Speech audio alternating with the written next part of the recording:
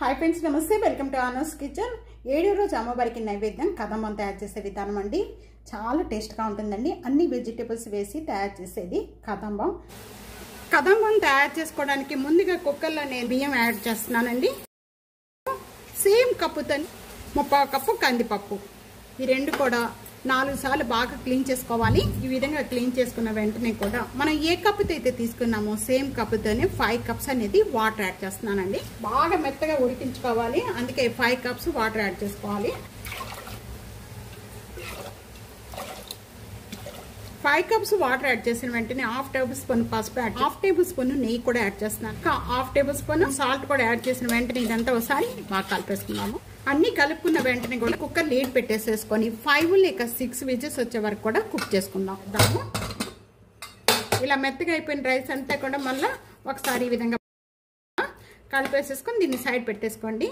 ఇది చల్లారే లోపల ఇప్పుడు వెజిటేబుల్స్ అన్ని కూడా ఉడకబెట్టుకోవాలి ముందుగా ఇక్కడ నేను టమాటా ముక్కలు యాడ్ చేస్తున్నాను ఒక్క టమాటా తీసుకున్నాను 2 పచ్చిమిర్చి ఇవి 2 వంకాయలు గుమ్మడికాయ ముక్కలండి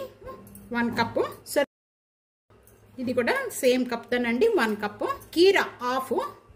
ఈ విధంగా పైన అనేది నేను చెక్క తీయలేదండి ఇలా తీయకుండా వేసుకుంటే ఉడికిన తర్వాత చక్కగా ఉంటాయి అలాగే క్యారెట్ లో ఒక హాఫ్ 2 బెండకాయలండి ఇవి ఇష్టమైన వెజిటేబుల్స్ వేసుకొని కుక్ చేసుకోవచ్చు ఈ ముక్కలు మునిగేంత వరకు వాటర్ యాడ్ చేసుకుంటే సరిపోతుందండి మీడియం ఫ్లేమ్ లో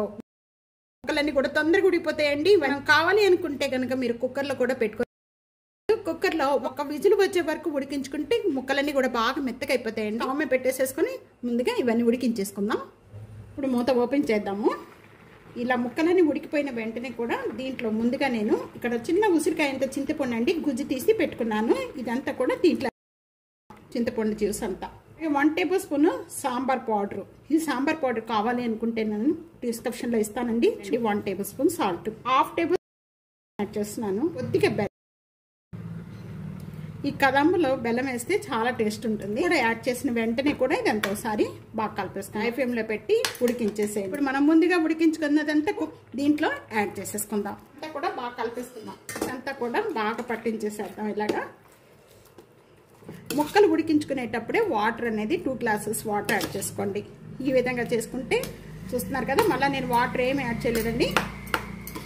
తాళం పెట్టుకునే విధానం 2 టేబుల్ స్పూన్ ఇక్కడ గీ యాడ్ చేస్తున్నాను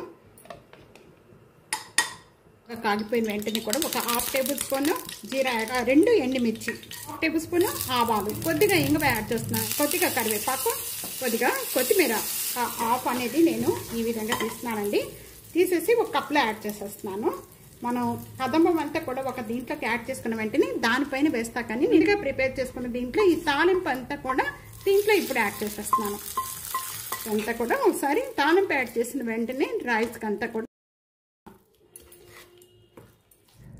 తాళం తీసి పక్కన పెట్టుకున్నంతా కూడా ఇప్పుడు దీంట్లో కలిపేస్తున్నాను 7వ రోజు అమ్మవారికి నైవేద్యం కదంబం తయారు చేసే విధానం ఇదే విధంగా తప్పకుండా ట్రై చేయండి ట్రై చేసి మీకు ఎలా ఉందనేది కామెంట్స్లో తెలియజేయండి వీడియో నచ్చితే కనుక ఫ్యామిలీకి ఫ్రెండ్స్కి video share and like comment subscribe చేసుకోవడం అస్సలు మర్చిపోద్దండి థ్యాంక్ యూ ఫర్ వాచింగ్